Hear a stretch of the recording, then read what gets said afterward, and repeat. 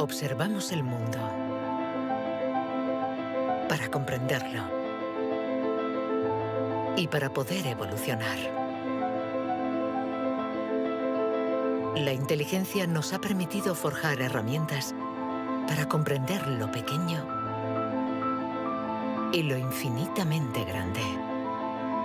Desde hace más de un siglo, psicólogos, biólogos, genetistas y neurocientíficos la diseccionan, la analizan y la miden.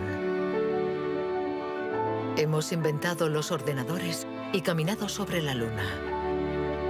Pero contrariamente a lo que podríamos creer, nuestra inteligencia individual no ha aumentado. Hoy en día, la ciencia explora las diferentes facetas de nuestra inteligencia.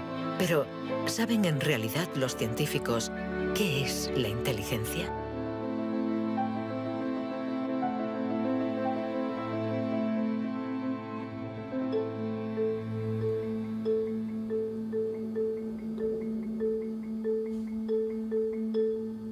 Inteligencia es relacionar,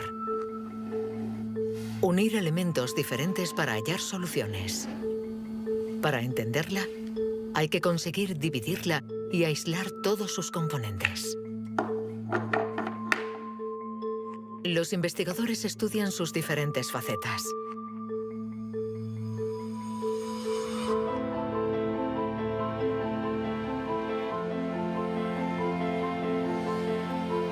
Para medir la inteligencia, una de las primeras propuestas ha sido medir la velocidad a la que reacciona el cerebro. Este es el método que el profesor Tenny Yanois ha utilizado. Él ha comparado nuestro tiempo de reacción con el de nuestros ancestros. Y los resultados de su estudio no nos favorecen.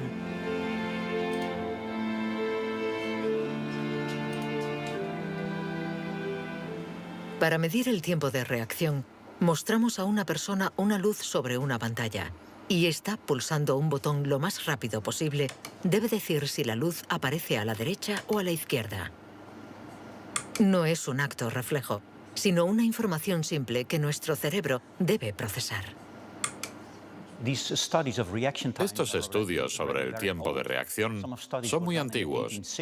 Muchos de ellos los llevó a cabo Francis Galton, primo de Charles Darwin, entre 1860 y 1880 en Gran Bretaña. Galton hizo pruebas a muchos miles de personas representativas de la población de la época. La gente tenía entonces un tiempo de reacción muy rápido. Nosotros hemos buscado estudios comparables que hubieran sido hechos durante los últimos 120 años y hemos encontrado unos 15. Al compararlos, hemos podido comprobar que durante los últimos 150 años la gente se ha hecho cada vez más y más lenta.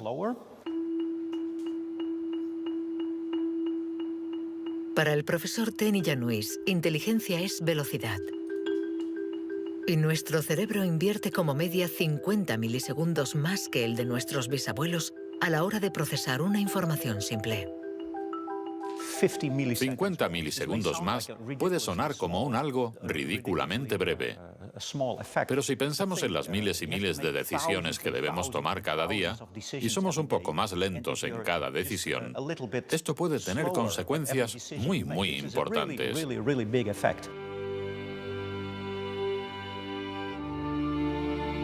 El profesor Tenny Yanois está convencido de que somos menos inteligentes que en el siglo XIX.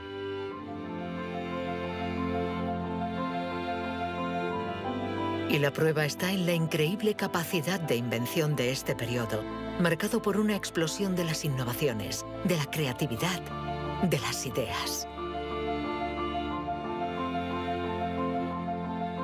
En el siglo XIX hubo muchas innovaciones fantásticas.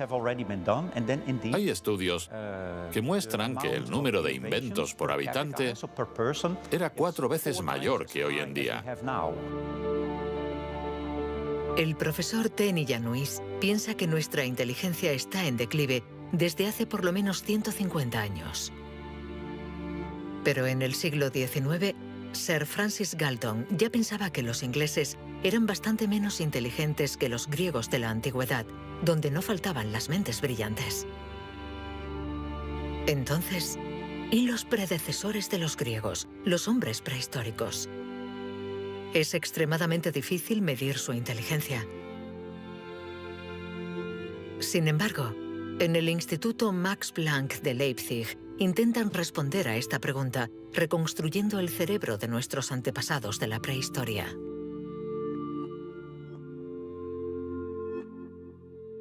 La paleoneurología es una ciencia muy frustrante, porque su objeto de estudio es casi inexistente. No hay cerebros fósiles. Lo que sí tenemos es la caja que contenía este cerebro.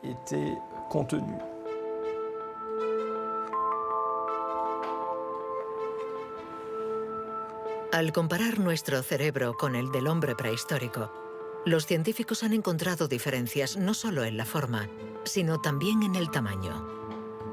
Algunos de estos individuos tenían un cerebro más grande que el nuestro. Sabiendo que todo lo que somos, todo lo que pensamos, nuestros recuerdos, la personalidad, las emociones, el lenguaje, todo depende de este órgano, entonces, ¿es que la inteligencia está relacionada con el tamaño? Sería absurdo pensar que no hay relación entre el tamaño del cerebro y la complejidad de los comportamientos, es decir, la inteligencia. Esto lo vemos en el reino animal. Los animales llamados más inteligentes, en particular los cetáceos y algunos tipos de delfines, por ejemplo, tienen cerebros muy grandes, con un gran número de neuronas. Por lo tanto, encontramos en ellos algo que también encontramos en los grandes primates y en el hombre.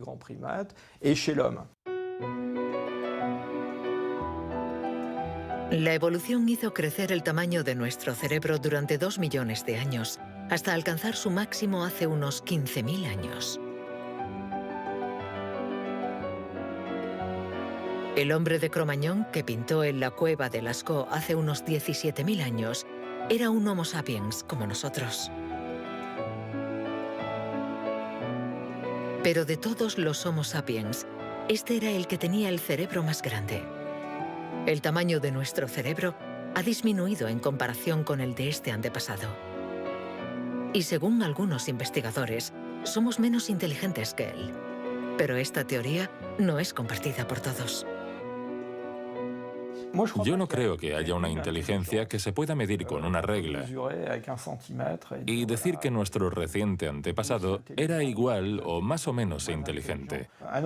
El hombre de Cro-Magnon tenía la inteligencia que necesitaba para sobrevivir en su mundo, pero no para trabajar en un banco. Si viajásemos 25.000 años atrás en nuestra máquina del tiempo, para traer al presente al hombre de Cro-Magnon, sin duda se adaptaría al mundo en el que va a tener que vivir. Historically, you guys have struggled to adapt. Yeah, right. Walking upright, discovering fire, inventing the wheel, laying the foundation for all mankind. You're right. Good point. Sorry we couldn't get that to you sooner. Connie, your reaction? We live in a society where the individual ego and the group dynamic are in constant struggle. Response? Yeah, I have a response. What? ¿Más inteligente? ¿Menos inteligente? Cuando intentamos medir la inteligencia, todo se complica. Y sin embargo, lo hacemos continuamente. En las universidades del mundo entero se enseña qué es la inteligencia. Y todos nosotros, sin ser especialistas, la medimos cada día. Todos medimos la inteligencia.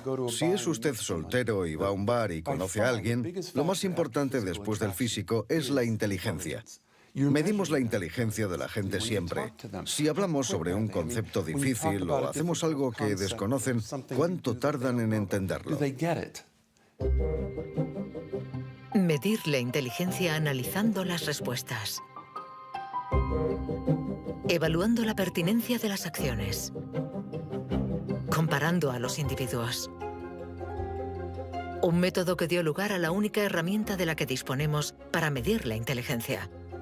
El cociente intelectual, inventado por Alfred Binet a principios del siglo XX. Alfred Binet criticó bastante a los alienistas, los psiquiatras de la época. que hacían diagnósticos para juzgar la discapacidad intelectual, separando en grandes categorías: los idiotas, que tenían el grado más alto de discapacidad, después los imbéciles y luego los tontos. En opinión de Binet, sus juicios eran discutibles, muy difusos y diferentes de un psiquiatra a otro. Él pensaba que eran necesarios unos criterios objetivos y una única herramienta de evaluación basada en criterios científicos. En 1905, el Ministerio de Educación francés pidió a Binet que encontrara la manera de detectar a los niños con dificultades escolares. Él no tenía ninguna teoría sobre la inteligencia, pero observando a sus hijas, pensó que podría hacer una evaluación a partir del razonamiento, la capacidad de comprensión y la memoria. Lo que finalmente intentó hacer fue encontrar para cada grupo de edad los problemas característicos de ese grupo. Por ejemplo, les enseñaba una foto y les preguntaba qué representaba. Señaló que los niños de 3 años enumeraban lo que había en la imagen. Hay un señor, una señora, un banco, un árbol. Los de 7 u 8 años describían la imagen. Hay un señor y una señora sentados en un banco. Y por último, los de 12 años interpretaban la imagen. ¿Están tristes? ¿O bien el señor está enfermo? Y cosas así. Así, Binet desarrolló junto a Théodore Simon el primer test de inteligencia. Había nacido el clásico test de la edad mental. Es la relación entre la edad mental dada por el resultado del test y la edad real de la persona. La cifra se multiplica por 100 para obtener el cociente intelectual. Si un niño de 10 años resuelve las pruebas de uno de 12, será un niño adelantado y tendrá un cociente de 120. La idea era relacionar el rendimiento de un individuo con el de otros individuos comparables, es decir, los que están exactamente en la misma categoría de edad, la misma cultura, etc. Y, obviamente, partiendo de una serie de puntuaciones en la prueba para una edad determinada. El cociente intelectual es la posición de un individuo comparado con el rendimiento de otros que son como él o ella, es decir, de la misma edad. Le damos al cociente intelectual un poder exagerado, porque pretende medir una cualidad tan particular como la inteligencia. Es difícil resistirse a la tentación de medirse, de compararse. Lo que sí es un poco ridículo es lo que nos encontramos actualmente en Internet, como las páginas web que calculan nuestro cociente intelectual. La gente hace el test, se encuentra con una cifra y la interpreta. Y si, por ejemplo, esta cifra no es buena, pensamos que no somos inteligentes. Es absolutamente catastrófico. El 2. Es ridículo pensar que una cifra defina a una persona. El 4. El 3. Solo un psicólogo hará un test fiable del cociente intelectual. El 2. Ya que debemos saber cómo interpretarlo en relación con el pasado del individuo, su presente El 2 y el 3. y su personalidad. Este cociente mide la inteligencia. Compara a las personas. Pero ¿nos permite saber si nuestra inteligencia ha evolucionado desde que Binet lo inventó hace más de un siglo? ¿Obtenemos mejores resultados en el test hoy? En Nueva Zelanda es donde por primera vez han respondido a esta pregunta.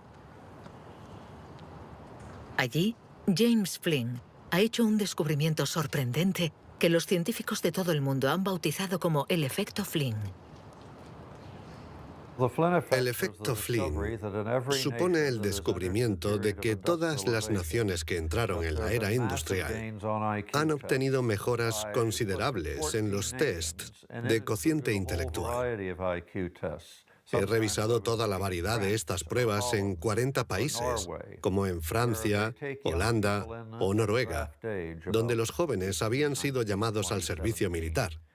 Se les ha dado cada año exactamente el mismo test, y las mejoras son muy evidentes. Hace 1 o 2 generaciones, la gente obtenía una media de 30 respuestas sobre 60. Hoy obtienen 45. Después de evaluar decenas y decenas de estudios, James Flynn ha mostrado que desde hace más de 60 años obtenemos mejores resultados en estos test. ¿Quiere esto decir que ahora somos más inteligentes que nuestros abuelos? Un cambio en el cociente intelectual no significa necesariamente un cambio en la inteligencia. Pongamos un ejemplo. Una persona hace hoy el test por primera vez. Si hace el mismo test al día siguiente, existe un efecto de aprendizaje. Su puntuación va a ser más alta, pero no quiere decir que se haya hecho más inteligente. Solo significa que se ha familiarizado con el test. El aumento del cociente intelectual se debe en gran medida al entorno, mejor alimentación y mejor educación. Nuestro cociente aumentaría de 2 a 3 puntos por cada año de escuela, y los años de escolarización han pasado de una media de 6 a principios del siglo XX a los 11 años de hoy en los países industrializados. Todos estos cambios añadidos han incrementado los resultados. Cuando realizamos un test hoy, estamos preparados en la medida en que la escolarización y otra serie de factores nos han dado la capacidad de aplicar nuestra lógica de forma abstracta. Es decir, que podemos ver una serie de números y acertar el siguiente.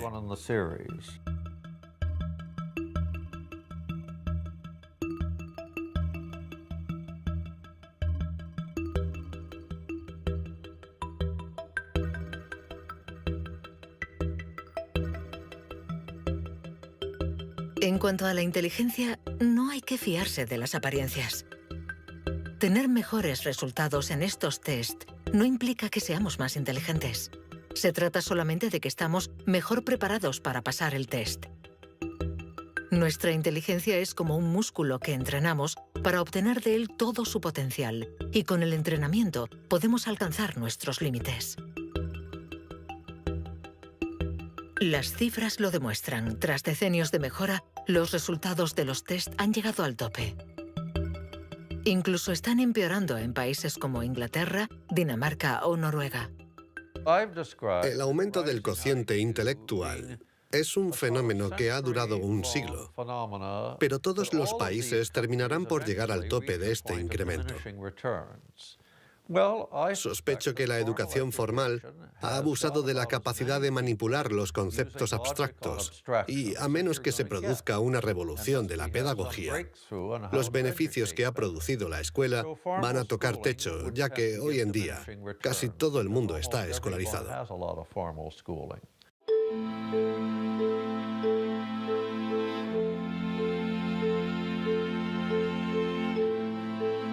Un cociente estancado. Cerebros cada vez más lentos y más pequeños. ¿Dónde está nuestra inteligencia? Las primeras herramientas para medir la inteligencia se inventaron hace más de un siglo. Y todavía estamos influenciados por las teorías de Sir Francis Galton y Alfred Binet. Pero hoy podemos llegar más lejos. En lugar de medir lo que la inteligencia produce, pongamos nuestra atención en el órgano que produce la inteligencia.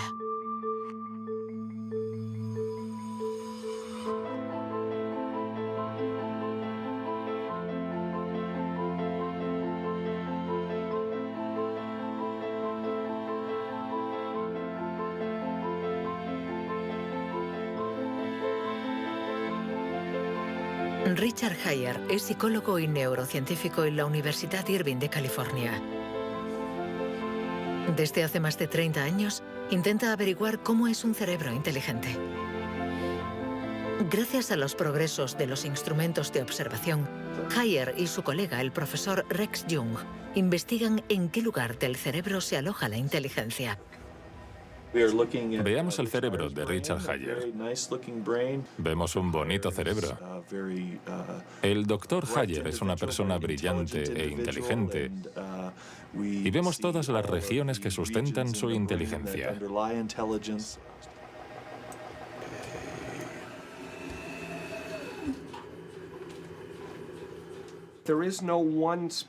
No existe ninguna zona en el cerebro a la que podamos llamar centro de inteligencia. Se pensaba que había un centro de inteligencia en la parte frontal, pero las investigaciones han demostrado que cuando resolvemos problemas de inteligencia en el interior de un escáner, la comunicación bidireccional entre la parte frontal y la parte posterior es muy importante mientras efectuamos la operación. El profesor Hayer es uno de los pioneros en la utilización de modernas técnicas de neuroimagen. Su primer estudio data de 1988. Hasta entonces, nadie había utilizado estas herramientas para investigar la inteligencia. Hemos encontrado áreas del cerebro que se activan cuando hacemos un test de inteligencia. Pero lo más sorprendente ha sido que cuanto más activas estaban estas áreas, menos buenos eran los resultados de dichas pruebas. Esto es lo contrario de lo que esperábamos. En el mundo de la ciencia, encontrar un resultado opuesto a lo esperado es realmente interesante.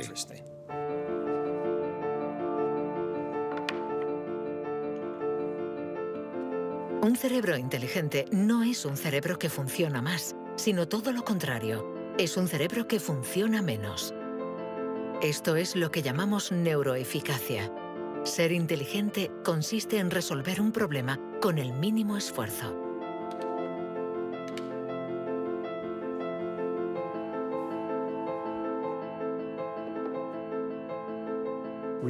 Si recordamos la primera vez que condujimos un coche, el primer día en un gran aparcamiento vacío, con alguien sentado a nuestro lado, girando el volante y pensando, ahora tengo que frenar. Sin embargo, hoy conducimos en medio del tráfico de una ciudad desconocida y aún así podemos charlar con los acompañantes, porque nuestro cerebro es ahora mucho más eficaz. Por lo tanto, un alto nivel de inteligencia no está necesariamente ligado a un cerebro que trabaja más, sino a una transmisión más eficaz de la información entre las zonas importantes del cerebro. Cuando se piensa en un proceso tan complejo como la inteligencia, debemos imaginar que el cerebro es como una orquesta con distintas secciones.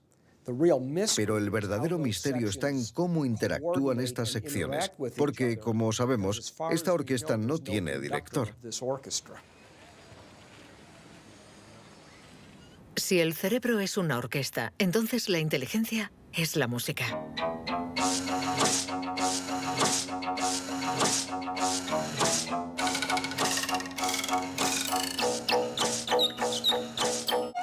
Cuando empezamos a interpretar la partitura, nunca sabemos cómo van a tocar juntos los músicos.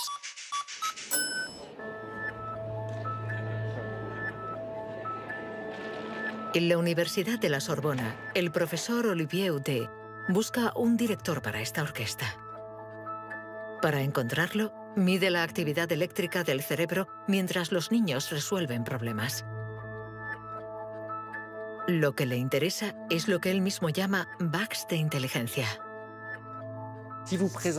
Mostramos a un niño una imagen con 1, 2, 3, 4, 5 babars separados y 5 babars juntos. Y le preguntamos si hay el mismo número de babars en la parte de arriba y en la de abajo. Hasta los 7 u 8 años, todos los niños del mundo responderían, hay más arriba, porque la imagen es más larga. El cerebro de los niños es fácil de engañar por la inteligencia visioespacial, según la cual longitud es igual a número.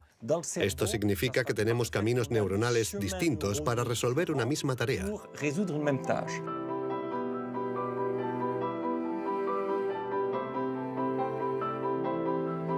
Contar o medir. Hay muchas soluciones para un mismo problema, y nuestro cerebro está continuamente luchando para inhibir las estrategias negativas. Lo que queremos mostrar, y esta es la originalidad de nuestro laboratorio, es que la inhibición es sin duda el proceso clave y positivo de la inteligencia, porque nos permite resistirnos a nosotros mismos. Resistirnos a nosotros mismos es aprender a controlar las interferencias que perturban a nuestra inteligencia. El test de Stroop es uno de los métodos de observación de estas interferencias. Consiste en decir el color de una palabra sin leerla. Azul, amarillo, rojo, amarillo, verde. ¿Rojo, verde? ¿Verde? ¿Rojo? verde, amarillo, Amarillo, rojo. amarillo, amarillo, rojo. ¿Amarillo? ¿Rojo? Amarillo, amarillo. Rojo, verde, ¿Rojo? ¿Amarillo? ¿Azul? ¿Verde?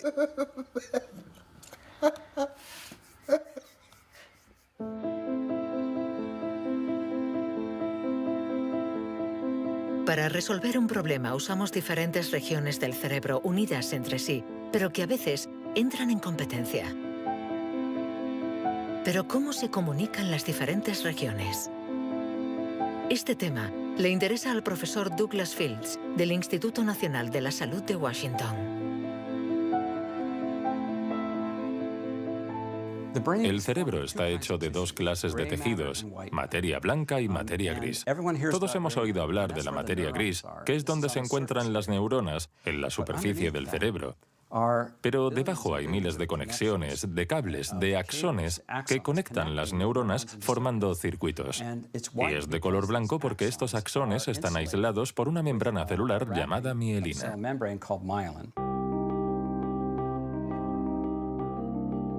La mielina envuelve los axones y permite que la información circule de forma rápida y eficaz en el cerebro.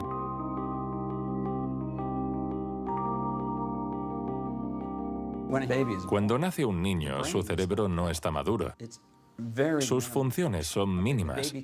Un bebé no puede hacer casi nada. No puede alimentarse, su visión es muy limitada, no puede andar ni sujetar su cabeza. Esto se debe a que nuestro cerebro está siendo permanentemente moldeado por el entorno. Y una de las cosas más interesantes respecto a la mielina es que se forma después de nacer. La mielina es esencial para que la información circule de forma eficaz por el cerebro. Es esencial para nuestra inteligencia. Pero en la actualidad, la formación de la mielina está alterada. Barbara Demnex, endocrinóloga del Museo de Historia Natural de París, estudia cómo nuestra inteligencia está amenazada por uno de los azotes del siglo XXI. La contaminación. En cualquier parte del mundo donde vivas, estarás expuesto a ciertas sustancias químicas que interfieren en el funcionamiento de la hormona tiroidea. Esta es la hormona producida por la glándula tiroides que está en la base del cuello. Es necesaria para el desarrollo del cerebro desde las primeras etapas del feto hasta una edad más avanzada como la mía, para asegurar el mantenimiento de las funciones mentales, incluida la mielinización. La Autoridad Europea de Seguridad Alimentaria ha analizado 297 pesticidas. Entre ellos, más de 100 afectan al funcionamiento de la hormona tiroidea, como el bisfenol A, el PCB y los productos ignífugos. Productos químicos con los que estamos en contacto a diario. El equipo de Barbara Demnex ha demostrado que estos productos bloquean los receptores específicos de la hormona tiroidea de cada una de las células cerebrales y los efectos son considerables. Hay una evidencia sólida. Los científicos hemos observado los niveles de exposición en las madres.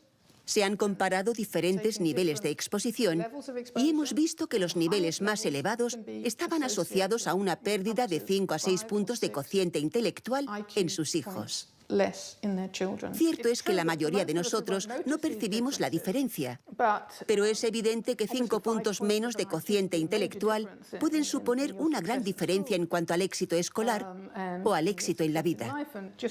Y saberlo puede ser muy preocupante para los padres.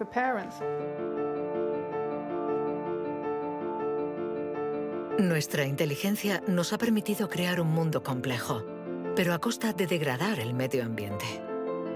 Y podríamos estar pagando el precio si esta degradación afecta a nuestro cerebro, actuando, por ejemplo, sobre la mielina. Pero si este fenómeno se confirma, ¿qué haremos? Durante más de un siglo, hemos pensado que los procesos mentales se debían solo a la actividad eléctrica de las neuronas. Pero hoy, los neurólogos han comenzado a explorar nuevos campos. Tan solo el 15% de las células del cerebro son neuronas.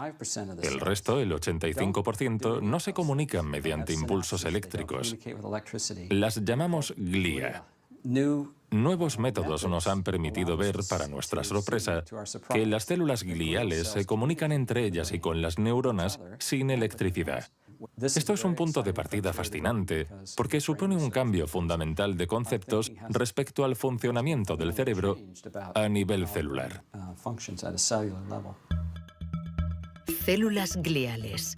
Células mucho más numerosas que las neuronas y que forman su entorno. Algunas fabrican la mielina. Otras alimentan a las neuronas y las protegen. Estas se denominan astrocitos. Y un descubrimiento inesperado indica que los astrocitos juegan un papel en la inteligencia. Todo comenzó con un genio. En abril de 1955, en el Hospital Princeton de New Jersey, el patólogo Thomas Harvey dirigió la autopsia de Albert Einstein. El 18 de abril, a las 8 de la mañana, decidió robar el cerebro del hombre considerado como la encarnación del genio. Pretendía examinar este preciado órgano para encontrar el secreto de la inteligencia. Después de esconderlo en su casa durante 27 años, autorizó a otros científicos a examinarlo. Estos descubrieron en el cerebro de Einstein lo que podría ser el secreto de su inteligencia. El cerebro de Albert Einstein fue examinado para ver qué era lo que lo hacía más inteligente, y no pudieron encontrar ninguna diferencia en el número de neuronas ni en el tamaño. No había nada, excepto que su cerebro tenía más astrocitos. Esto llamó la atención de mucha gente sobre el papel de los astrocitos en la inteligencia. Los astrocitos. Células gliales identificadas hace más de un siglo. Aunque en los últimos años, los científicos han comprendido que su función no era mucho más compleja de lo que imaginaban. Los astrocitos sirven para muchas cosas. Controlan la sinapsis, controlan el flujo sanguíneo en el cerebro, alimentan a las neuronas, reaccionan a las heridas.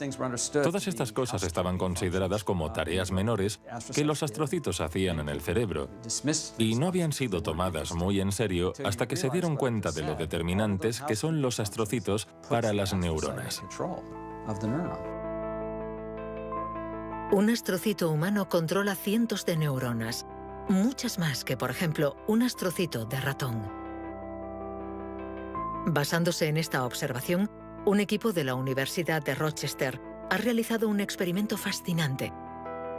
Para entender mejor la inteligencia humana, han decidido cruzar la barrera de la especie y han trasplantado astrocitos humanos en el cerebro de un ratón. Hemos trasplantado astrocitos humanos en ratones y el trasplante invadió literalmente todo su cerebro. Cuando lo revisamos un mes después, pudimos ver que allí donde habíamos realizado el injerto, este ocupaba un lugar discreto. Un año más tarde, todo el cerebro se había injertado a sí mismo. Todas sus células habían sido literalmente reemplazadas por células humanas. Y nos dimos cuenta de que estos ratones tenían más memoria y más capacidad de aprendizaje que los no injertados. Para comprobar las capacidades de los ratones con el cerebro modificado, los metieron en un laberinto. Resultado: los injertados encontraron la salida 2 veces más rápido que los no injertados. Este experimento no deja lugar a dudas. Los astrocitos favorecen la memoria y el aprendizaje. Juegan un papel clave en nuestra inteligencia.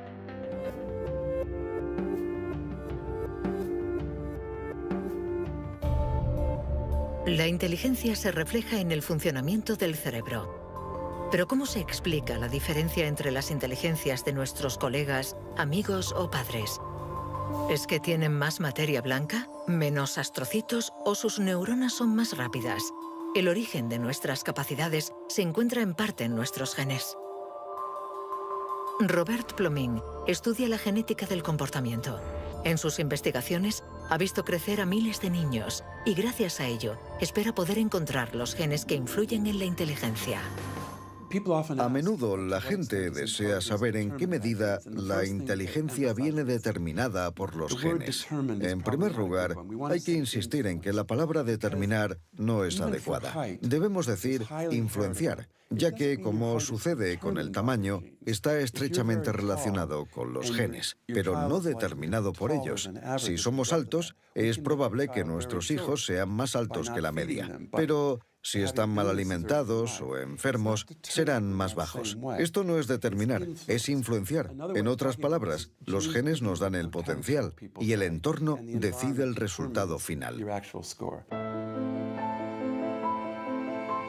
Para entender las relaciones complejas entre genes e inteligencia, Robert Plomin ha realizado miles de test en gemelos. Los gemelos idénticos tienen la particularidad de ser clones, tienen exactamente los mismos genes. Son completamente idénticos. Mismo pelo, mismos ojos, pero ¿tienen los mismos resultados en los test de inteligencia? La respuesta es sí. Sus resultados se parecen mucho más que los de otros hermanos. Esta es la prueba de que, sin ser completamente determinantes, los genes sí juegan un papel crucial.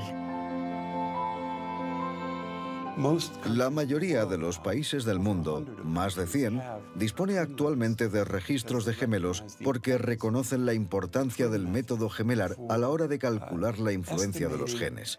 La siguiente etapa de nuestras investigaciones consiste en encontrar los genes responsables de la inteligencia. Para esto, Robert Plomin ha utilizado chips de ADN capaces de detectar más de 1 millón de marcadores genéticos. Comparando el ADN de los que tenían buenos resultados en los test, Plomin quería saber si ciertos genes se dan con más frecuencia. Pero la identificación precisa de estos genes es mucho más complicada de lo que esperaba.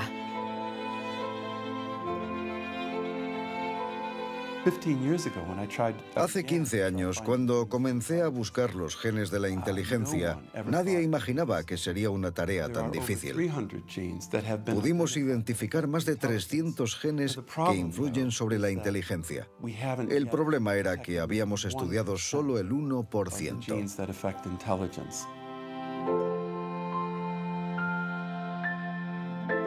La inteligencia está influenciada por la interacción de muchos miles de genes que conforman una red increíblemente compleja. Además, producen efectos distintos en función de la región del cerebro donde actúen. Antes pensábamos que el cerebro funcionaba por áreas. Esta área controla el lenguaje, esta hace otra cosa. El cuerpo calloso comunica los hemisferios. Hoy nos hemos dado cuenta de que esto era ficción y que el cerebro actúa de forma más global. Desde un punto de vista genético, se ve más claro todavía, ya que la mayoría de los genes que actúan sobre el cerebro actúan sobre muchas regiones del cerebro.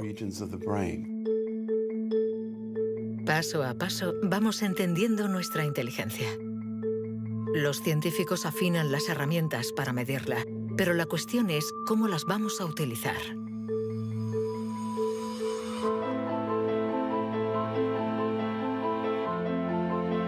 La inteligencia es lo que mejor predice nuestro nivel de estudios o nuestro empleo. Por lo tanto, hablar de la inteligencia es delicado, ya que tendemos a valorar, clasificar y jerarquizar, con el riesgo a equivocarnos que conlleva. El error de razonamiento está en considerar que la inteligencia puede ser esencialmente hereditaria. Y esto nos ha llevado a divagaciones, en mi opinión, total y absolutamente ridículas. Por ejemplo, en 1924, creo, se votó en Estados Unidos una ley que restringía la inmigración mediante cupos, porque en los test daban resultados menos buenos. Y se suponía que los inmigrantes eran hereditariamente menos inteligentes. Se limitó, pues, su entrada al país para evitar un descenso en la media. Como sabemos, entraban por la isla de Ellis, frente a Nueva York, donde muchos de ellos eran devueltos, sobre todo aquellos que se anticiparon al auge del nazismo. Pienso especialmente en los judíos de Europa del Este que fueron expulsados por razones absolutamente estúpidas. Durante mucho tiempo, creímos que nuestro origen era determinante y que nuestra herencia controlaba nuestras vidas.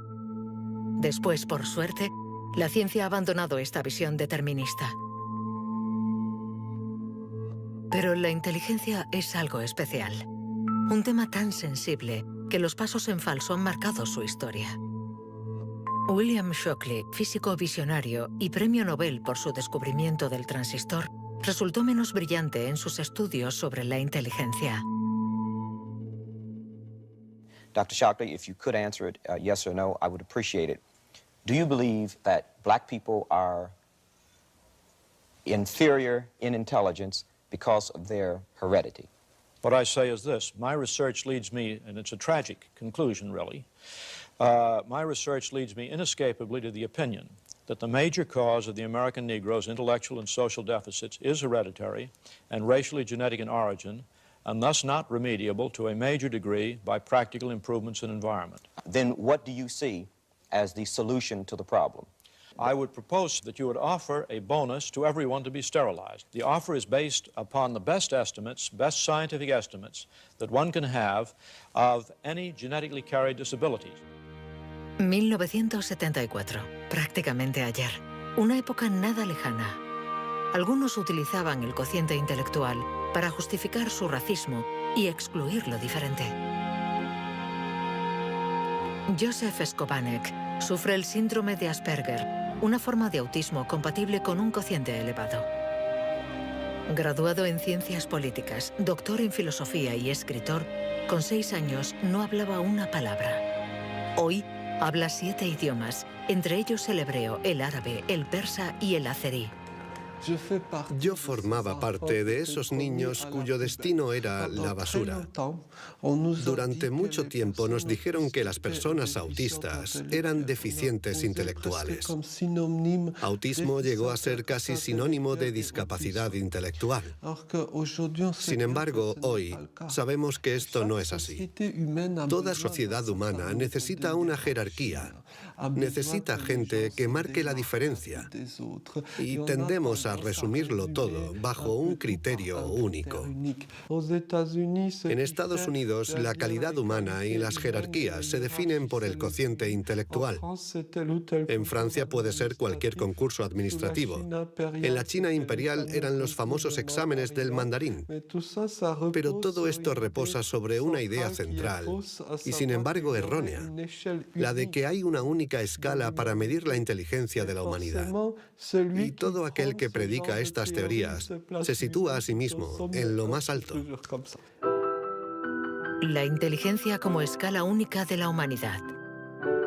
¿Pero se puede definir lo humano desde una sola dimensión? ¿Podemos ser definidos tan solo por la inteligencia cuando ella misma tiene tantas facetas distintas?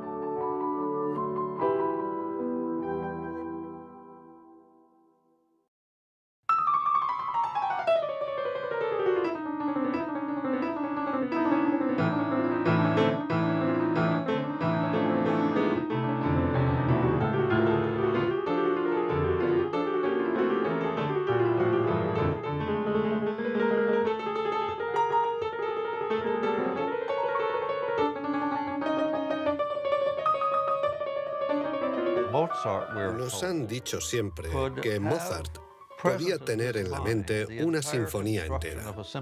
Cuando escuchamos una sinfonía, debemos seguirla a medida que se desarrolla en el tiempo. Sin embargo, él la veía en su totalidad. Viene a ser la clase de complejidad mental de un matemático cuando tiene en mente 7 u 8 fórmulas y conoce todas las conexiones posibles entre ellas. Pero siempre podemos argumentar. ¿La inteligencia musical es inteligencia? No importa. Lo que importa es que existe y que aquellos que la poseen no tienen necesariamente un cociente intelectual elevado.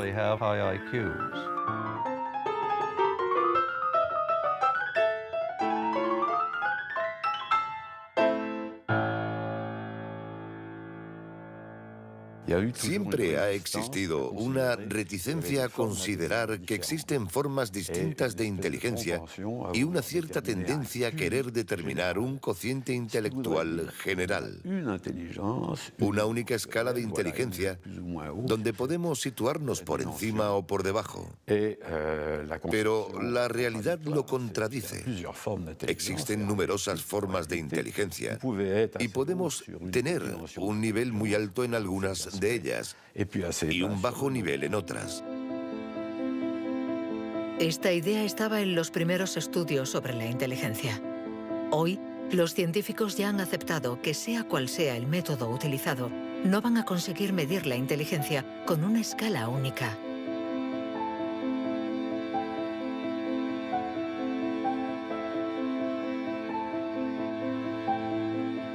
En la Universidad de Nuevo México, el profesor Rex Jung está convencido de que para resolver cualquier tipo de problema usamos distintos tipos de razonamiento. Y lo que llamamos inteligencia no es sino uno más de ellos. Creo que la creatividad es otro modelo de funcionamiento del cerebro y lo que intento averiguar es si es diferente a la inteligencia o similar. ¿Estamos hablando de lo mismo o de algo distinto? Y he llegado a la conclusión de que la creatividad es un proceso de razonamiento básicamente diferente.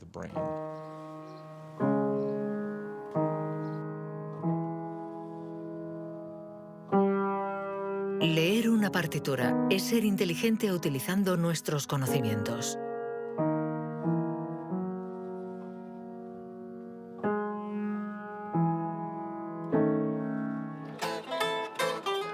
Improvisar es ser inteligente inventando y siendo creativo.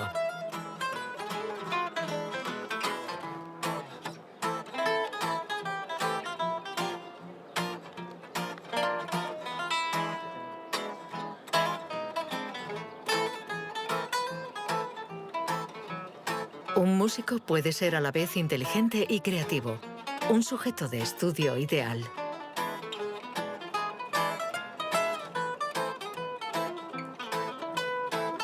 El profesor Jung ha estudiado numerosos cerebros para saber cómo pueden coexistir inteligencia y creatividad.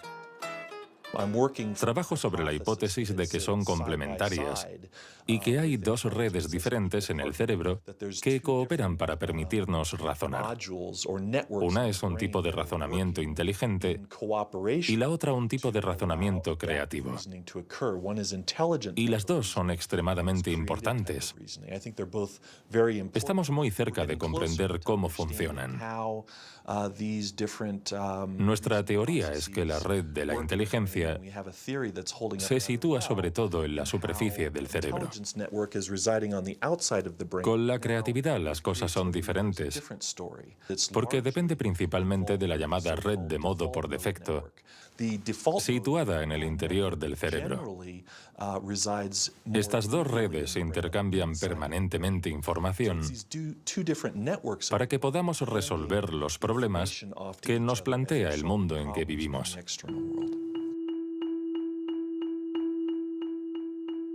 Todos hemos experimentado esa sensación de una idea que surge de no se sabe dónde con la fuerza de la evidencia. Lo que nos revelan los neurocientíficos es que la forma de razonamiento inventivo creativo es una única forma de razonamiento. ¿Podemos ser inteligentes sin ser creativos?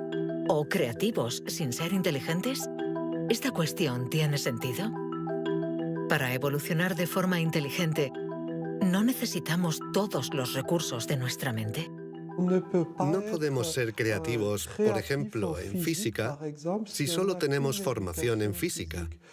Para ser creativos en física, necesitamos estar educados en ese universo extraño y poder utilizar y reutilizar los mecanismos mentales que hemos aprendido en otros contextos.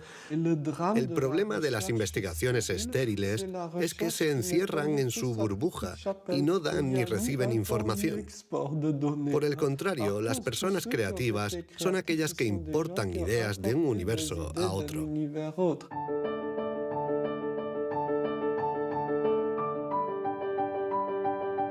Los hilos se tejen. El cuadro se completa. Los científicos ensamblan poco a poco las diferentes piezas de nuestra inteligencia. Pero el mundo evoluciona y la inteligencia también. El cerebro está en permanente evolución y permite que la inteligencia se adapte a los problemas que debemos resolver, por múltiples y variados que estos sean. Cuando era niño, sabía que yo no funcionaba como los demás y era consciente de ello. Esto me hizo reflexionar y me llevó a imaginar un mundo plural. Un mundo donde no hubiera una única forma de clasificar y de medir, sino muchas. Lo que quiero decir es que la verdadera inteligencia humana no está en pensar de forma plural y saber tener en cuenta distintas formas de entender el mundo y no solo una.